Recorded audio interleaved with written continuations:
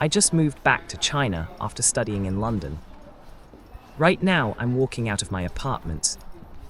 This is my neighborhood in Fujian district. It's considered a middle-class area in Shenzhen. It's Saturday. I don't really have a plan. I'm just heading towards the city center. I heard there are some interesting things happening there. When I was studying in London, most of the time I was happy. I liked the pace. I liked how people talked about life. Not just work, but I also started to understand why so many people feel that Europe's economy and culture are slowly declining. Rising prices, more visible crime, tensions around immigration, a feeling that the future is getting smaller, not bigger. I remember one conversation with a neighbor in London. She was an immigrant, and she told me almost proudly that she hadn't worked a single day in the past 6 years. She was living on government support. She had 3 children, and she seemed completely at ease with it. I didn't know how to respond. Not because it was illegal, not because it was wrong, but because something about it felt deeply uncomfortable to me. It made me realize how differently societies imagine responsibility, fairness, and the meaning of work. China doesn't really have the same kinds of religious or cultural conflicts you see in Europe. But here, anxiety shows up in different ways. The job market feels tighter. Foreign companies are leaving. Geopolitics feels uncertain. There's a quiet sense that something is slowing down. And that's what feels strange. Because Shenzhen still looks incredibly confident. Constant construction, new buildings, endless modernization.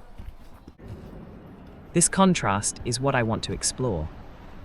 Not to explain China, not to judge the West, just to walk through this city as someone who left, came back, and started noticing the tension between progress and exhaustion.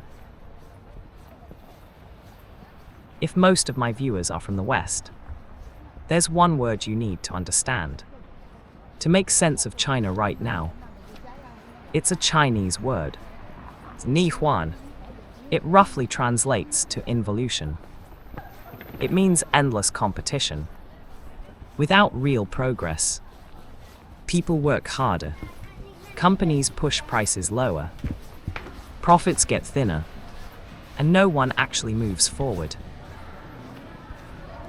Shenzhen is a perfect example. This city is incredibly convenient. Food arrives in minutes. Everything works. Everything is fast. But that convenience is built on extremely intense labor. What's strange is that, even with all this work, profits are not really increasing. People are running faster, but the finish line keeps moving. This is what involution looks like, at a city scale. The real fear is this: if the economy can't upgrade, if it stays trapped in low-cost competition, the pressure doesn't disappear. It concentrates. And when that happens, the system doesn't collapse all at once. It starts cutting people off quietly. You can already see it. Many workers become unemployed in their mid-30s, not because they failed, but because the system no longer has a place for them. You don't hear about this very often, not because it doesn't exist, but because large economies prefer to manage appearances. Growth, stability, confidence, the surface stays polished. The anxiety moves underground. This is why so many young people feel tired, even before their lives really begin. It's not a lack of ambition. It's the feeling of being pushed into a race that doesn't lead anywhere new. I'm not saying Shenzhen is failing. I'm saying it's showing us something early. What happens when speed becomes a habit, but direction becomes unclear? This pressure has pushed many young people to rethink a basic question. Should we follow our parents' path? A stable 9-to-5 job? Predictable, safe? Or should we listen to something else? Even if it's unclear. What's interesting is that most young people are already responding, just not in the ways Western audiences might expect. There are no mass street protests. Instead, the response is quiet, individual, almost invisible. People delay marriage. They choose not to have children. They work less, consume less. Some choose to stay single. Some opt out completely. It's not loud, but it's widespread. After the pandemic, something else shifted. Public trust weakened, not because of one single event, but because of accumulated experiences. Confusion, silence, stories disappearing. You could feel it in everyday conversations, in hesitation, in lowered expectations. This doesn't mean China is collapsing. It's not a Western-style democracy, but in many very concrete ways. Life here works. Basic education is accessible. Healthcare is affordable. Prices are relatively stable. You don't see large numbers of homeless people or open drug crises on the streets. That matters, but something else is happening quietly. Middle-class confidence is fading. People still work. Cities still function. But spending slows. Risk-taking disappears. Not because people suddenly changed, but because belief in the future became harder to maintain.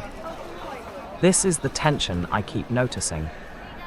A society that still functions, a city that still grows, and a generation that is slowly pulling back.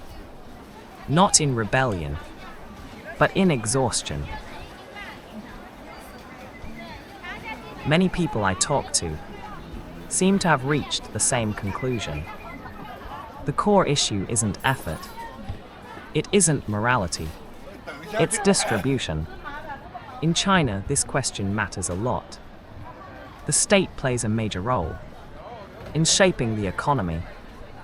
Large companies, infrastructure, local governments, that creates stability, but it also creates limits.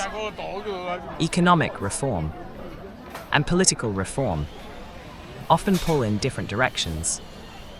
Change can improve efficiency, but it can also reduce control. So at the local level, you start seeing hesitation, stagnation, sometimes inaction. When these structural problems are discussed openly, the conversation often doesn't go very far. Not because people don't feel them, but because certain topics tend to disappear quickly. You could see this clearly. During the pandemic years, information became fragmented. Attention shifted. Some discussions faded out before they fully formed. What's interesting is what fills that space. Online, there's a lot of content about conflicts elsewhere, crises in the West, chaos abroad. It creates a quiet comparison, a sense that things here may not be ideal, but they could be worse. And for many people, that comparison is enough to stop asking further questions, not out of fear, but out of exhaustion. This doesn't mean people are blind. It means attention has become another scarce resource. And where attention goes, expectations follow. This is why debates about the future often feel strangely muted. Not because nothing is wrong, but because the structure of discussion itself has changed. This is the part I keep noticing as I walk through Shenzhen. Not anger, not collapse, just a quiet narrowing of what feels possible. I hope the government can recognize the current tense situation. If it continues like this and is still ignored, the generation born in the 1990s might truly disappear and leave behind serious social problems. No one wants to be regarded as a disposable item, especially when they are still in their 20s. This is undoubtedly a painful experience. For me, I would call for more radical social changes. This reminds me of a story I heard when I was at school. At that time, the financial crisis made capitalists unable to sell the milk, but as the storage space became full, the milk would also go bad. There was no other option but to dump the milk into the sewers. They would rather pour out the milk than give it to the poor. Now, we are looking for young people who are willing to explore and understand their own inner selves. They would rather choose not to seek entrepreneurial opportunities on their own, but instead would not sell their labor power at a low price. If capital and the government fail to understand this, any industry in the future will face a huge crisis. This is what I want to talk about. I am a researcher who explores both Western and Eastern cultures. If you like my content, you can subscribe to me or leave a comment. I will read and respond to them. If you have any questions, please leave a comment. Thank you for your time. This is Liam.